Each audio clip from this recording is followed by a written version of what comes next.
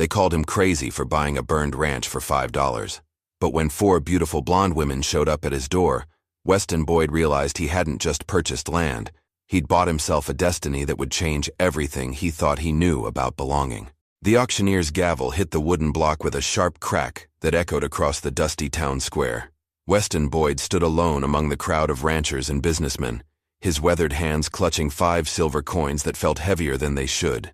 His dark eyes, marked by years of solitude, fixed on the charred remains of what had once been the McKinnon Ranch. Everyone else saw worthless ash and twisted metal. He saw possibility. $5 for the McKinnon place, the auctioneer called out, his voice carrying a hint of mockery. Going once, going twice. I'll take it, Weston said, his voice cutting through the murmurs of the crowd like a blade. The silence that followed was deafening. Men in worn hats turned to stare at the Apache who had dared to speak in their world of business and property. Their faces showed everything from confusion to outright hostility. But Weston had learned long ago that their opinions carried no weight in his decisions. "You sure about that, boy?" asked Samuel Granger, a cattle baron whose ranch bordered the burned property. "That land ain't worth the dirt it sits on." Weston stepped forward, his boots making steady sounds against the wooden platform. The crowd parted reluctantly, their whispers following him like smoke. He placed the 5 silver coins on the auctioneer's table with deliberate precision, each one catching the afternoon sunlight. "Papers?" Weston asked simply. The auctioneer, a thin man with nervous hands, fumbled through his documents. His fingers trembled slightly as he prepared the deed, stealing glances at Weston as if trying to understand what madness had possessed this stranger. The crowd continued their murmurs, but Weston heard only the wind carrying promises across the burned landscape. As he signed his name in careful letters, Weston felt something shift inside his chest. For the first time in years, he had something that belonged to him, not given out of pity, not taken by force, but earned through his own choice and his own money. He folded the deed and tucked it inside his worn jacket, feeling the paper crinkle against his ribs. The crowd began to disperse, their interest fading as quickly as it had sparked. But Samuel Granger remained, his eyes narrow with something that looked like calculation. "You know that place is cursed," Granger said, stepping closer. "McKinnon family died in that fire. Some say their spirits still walk those grounds at night." Weston met his gaze without flinching. "I don't believe in ghosts." "Maybe you should," Granger replied. "Bad things happen to folks who don't belong where they shouldn't be." But as Weston walked away from the town square toward his new property, he had no idea that 4 women were already on their way to the ranch, carrying secrets that would prove Granger's warning true in ways nobody could have imagined. The burned ranch looked even worse up close than it had from the town square. Weston Boyd dismounted his horse and walked through what had once been the front gate, now nothing more than twisted metal and charred wood posts. The main house stood like a skeleton against the evening sky, its blackened frame reaching toward the clouds like desperate fingers. But where others saw destruction, Weston saw structure. The foundation was solid stone, built by men who understood that some things were meant to last. The well still drew clear water, and the barn, though damaged, could be salvaged. Most importantly, the land itself was good, rich soil that would grow anything a man had the patience to plant. He dropped his saddlebags near the well and surveyed the property with the methodical eye of someone who had learned to see past surface damage. 3 walls of the main house remained standing, and the roof, though partially collapsed, had protected much of the interior from the worst of the weather. It would take work, months of it, but it could be done. As the sun began to set, casting long shadows across the burned landscape, Weston started a small fire near the well. He sat on a fallen beam and opened a can of beans, eating slowly while his mind worked through the challenges ahead. He would need lumber, nails, glass for windows, and countless other supplies. His remaining money would barely cover the essentials, which meant he would have to be creative. The sound of approaching hoofbeats made him look up from his simple meal. Samuel Granger rode into the yard, flanked by 2 men Weston didn't recognize. Their faces were hard in the firelight, and their hands rested casually near their weapons. "Thought you might come to your senses by now," Granger said, dismounting without being invited. "I'm prepared to offer you $10 for this property, double your investment." Weston set down his can of beans and stood slowly. "Not for sale." "Everything's for sale at the right price," Granger replied. "Question is whether you're smart enough to take a good deal when it's offered." One of Granger's companions, a man with a scar running down his left cheek, stepped closer to the fire. Boss is being generous. Most folks in your situation don't get second chances. Weston's hand moved slightly toward the knife at his belt, a motion so subtle it might have been accidental. But all three visitors noticed it, and the tension in the air grew thicker than smoke. I appreciate the offer, Weston said carefully, but I plan to rebuild this place. Granger laughed, but there was no humor in the sound. With what? You spent your last $5 on worthless land. You got no crew, no supplies, no connections in town. Hell, most folks won't even sell to your kind. The words hit their mark, but Weston's expression remained unchanged. He had faced worse than verbal attacks, and he had learned long ago that showing weakness only invited more aggression. I'll manage, he said simply. We'll see about that, Granger replied, mounting his horse. This land has a way of breaking men who don't belong here. Don't say you weren't warned. As the three riders disappeared into the darkness, Weston returned to his fire and his beans. But his peace was short-lived. In the distance, he could see the faint glow of wagon lights moving along the road toward his property, and something told him that his visitors tonight were far from finished. The wagon rolled into the yard just after midnight, its wheels creaking against the uneven ground. Weston stood by his dying fire, watching as four women climbed down from the wooden seat. In the pale moonlight, their blonde hair caught the silver glow like spun gold, but their faces carried the weight of people who had traveled far with little hope left. The first woman to approach was tall and straight-backed, with eyes that assessed everything around her in quick, calculating glances. She wore a traveling dress that had seen better days, but she carried herself with the confidence of someone accustomed to being in charge. "Excuse me," she said, her voice steady despite the late hour. "I'm Clara Bell. We were told this property was available for rent." Weston studied her face in the firelight, noting the way she positioned herself slightly in front of the other three women. A protector, he realized. Someone who had learned to stand between her people and danger. "Who told you that?" he asked. "A man in town. Said the McKinnon place was empty, and we could stay here for a fair price." Clara's eyes moved to the burned house behind him, and he saw her confidence waver slightly, though he didn't mention the condition of the buildings. Behind her, the other three women gathered their belongings from the wagon. Weston could see a young woman holding a small child close to her chest, another woman clutching what looked like a leather satchel full of papers, and a third who wore the simple dress of a school teacher. "I'm the owner now," Weston said simply. "Bought it today." The silence that followed was heavy with implications. Clara's jaw tightened, and she exchanged quick glances with her companions. These were women who had been disappointed before, Weston realized. Women who had learned that promises often turned to dust. "How much for a week's stay?" Clara asked, her voice carefully controlled. "We can pay our way." Weston looked at the four women standing in his yard, their wagon loaded with everything they owned in the world. The smart thing would be to send them away. He had enough problems without adding four strangers to his troubles. But something in their faces reminded him of his own situation. People with nowhere else to go, making the best of whatever small opportunities they could find.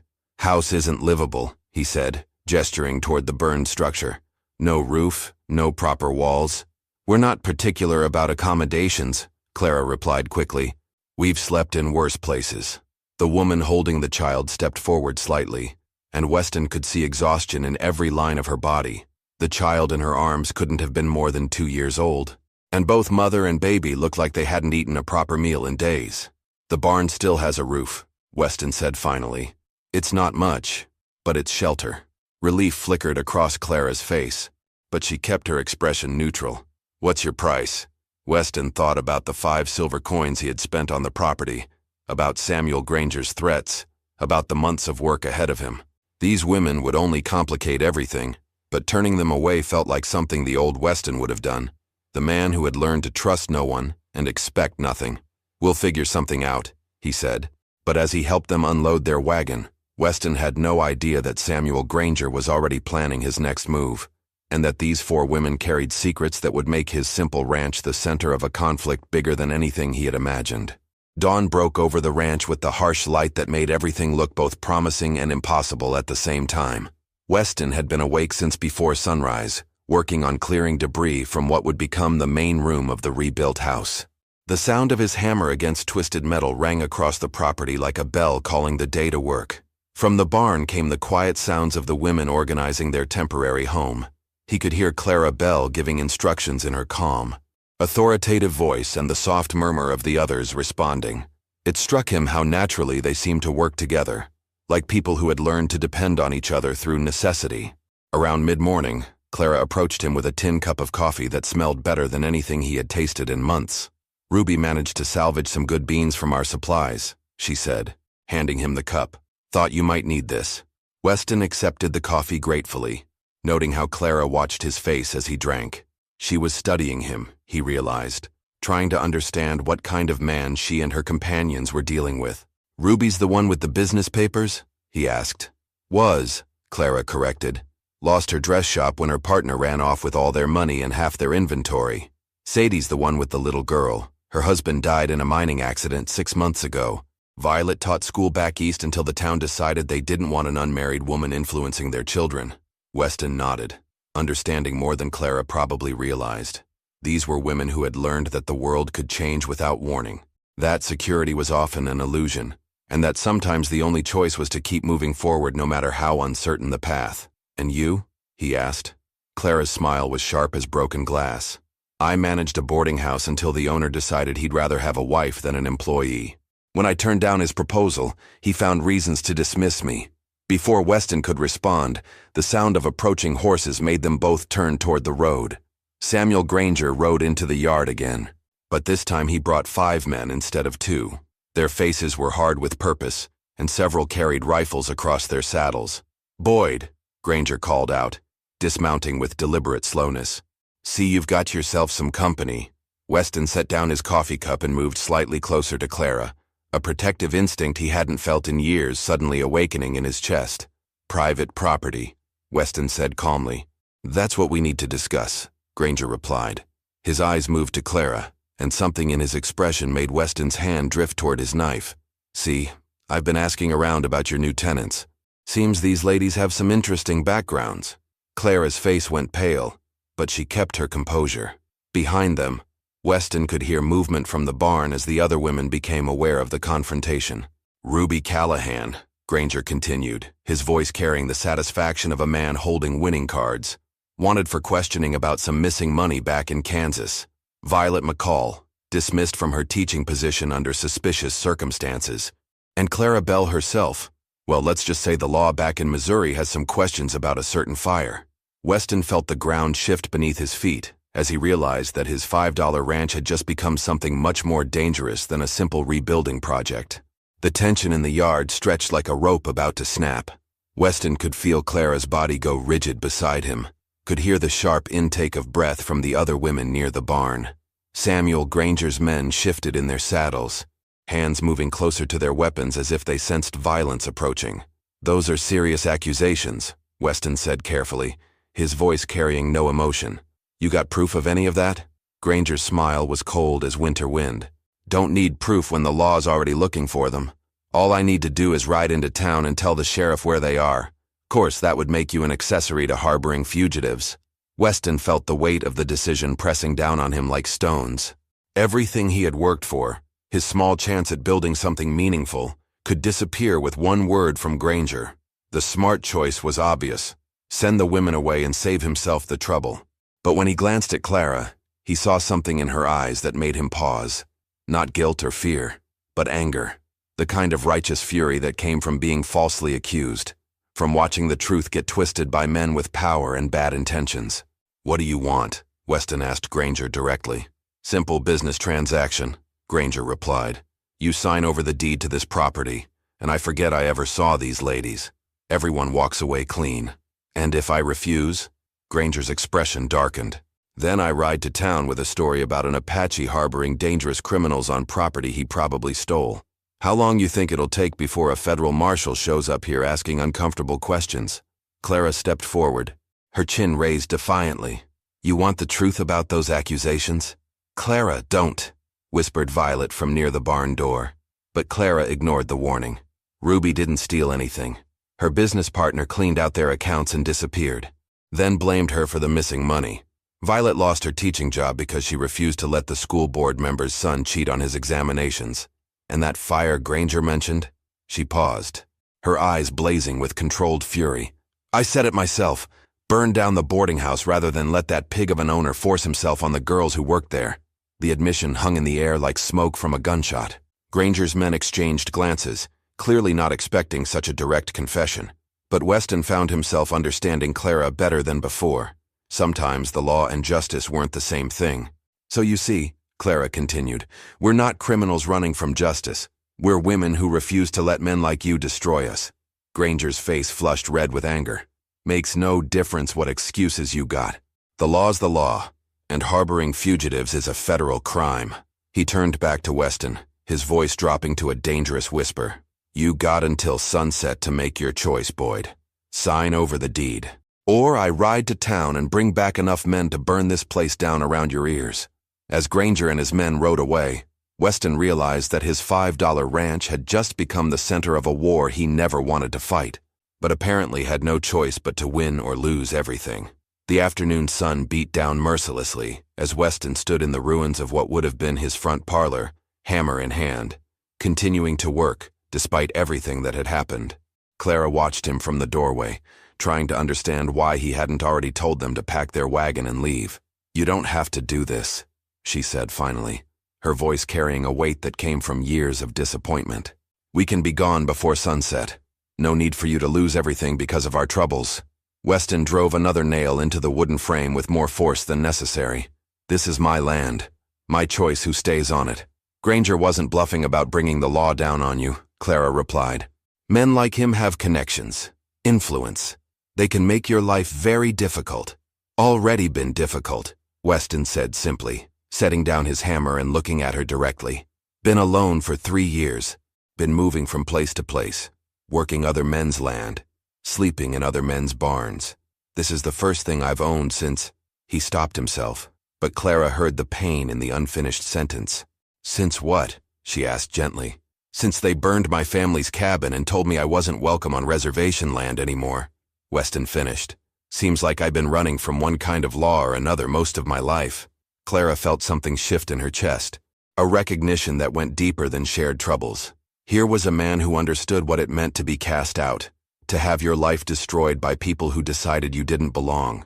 From the barn came the sound of Ruby organizing their supplies and Violet reading softly to Sadie's little girl.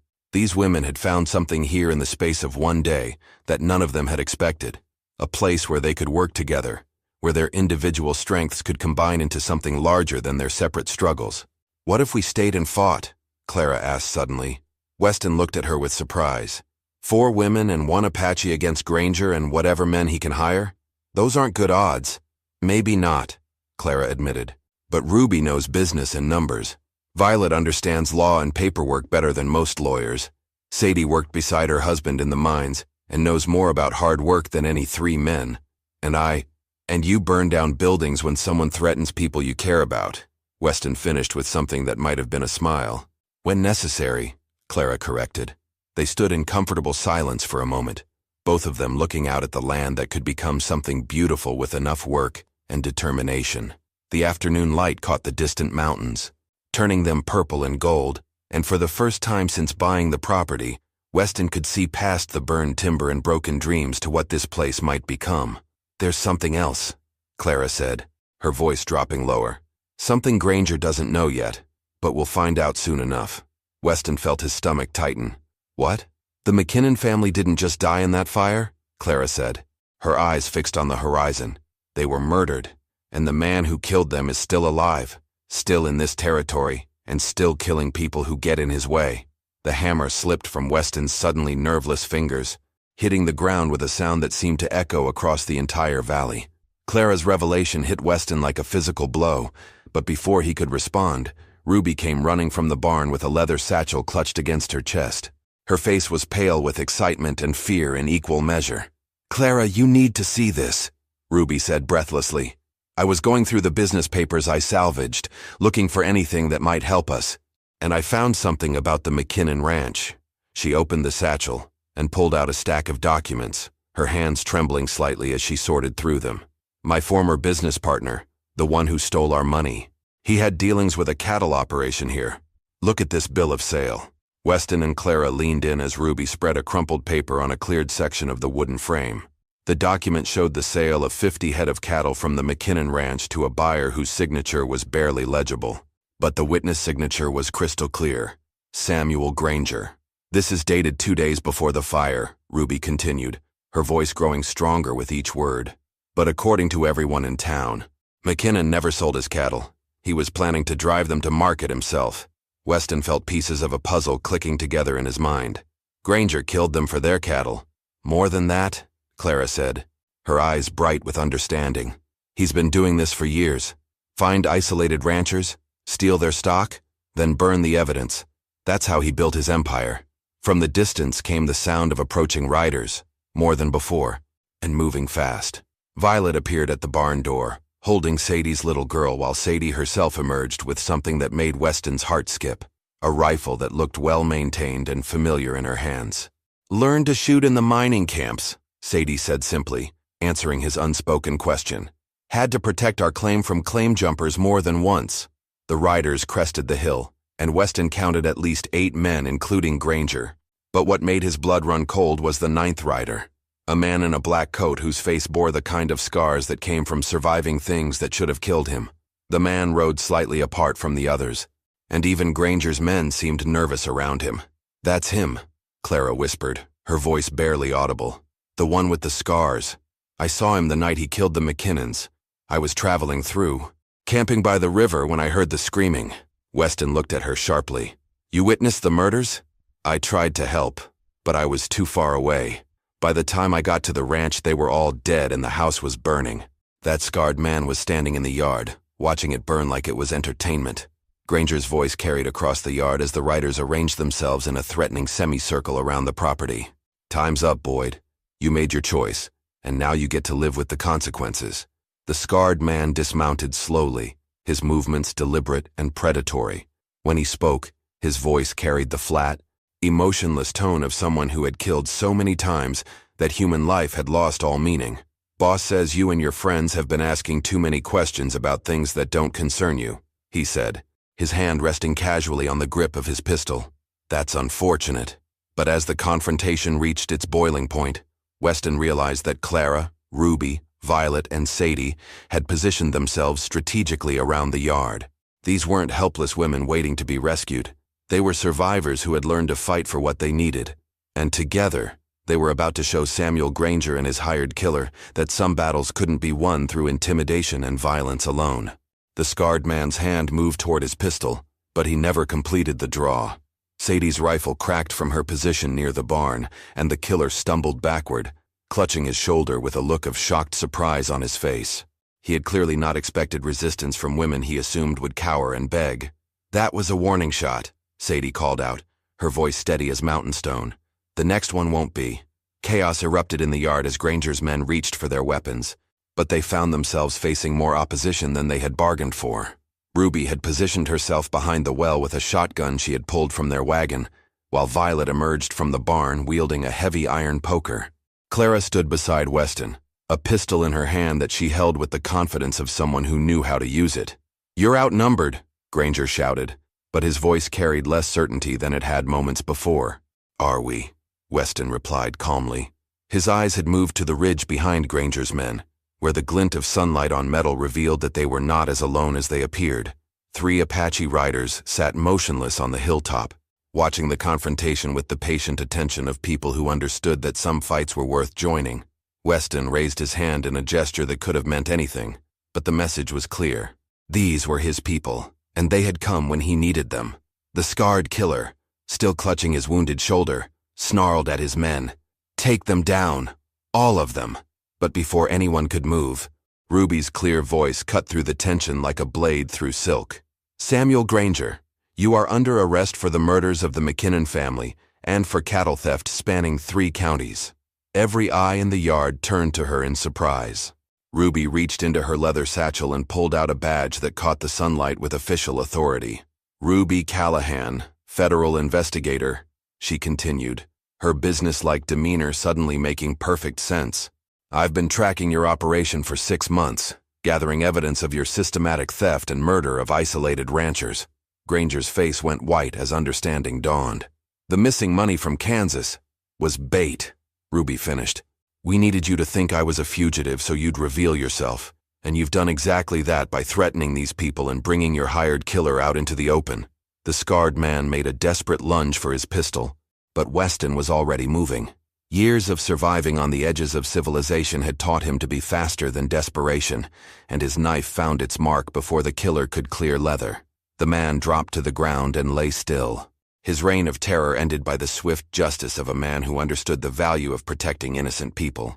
Granger tried to run, but found his way blocked by the Apache riders who had silently descended from the ridge.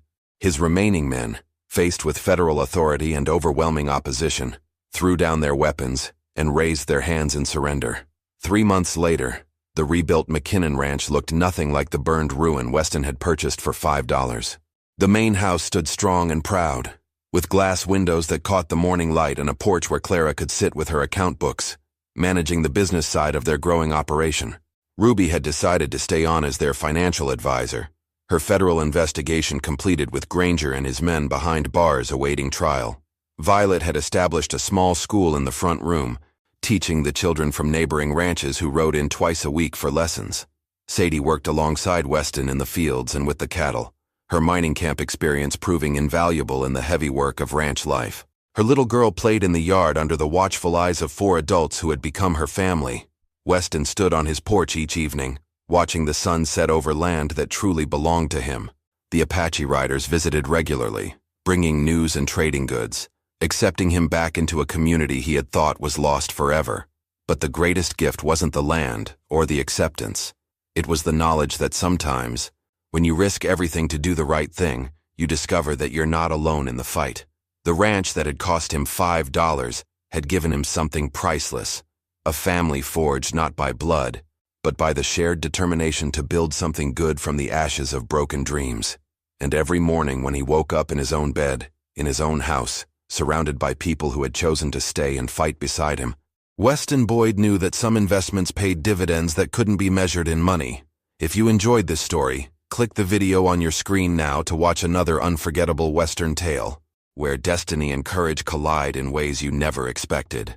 Don't forget to subscribe and consider a super chat to help us keep bringing you more stories like these. Your support means everything to us.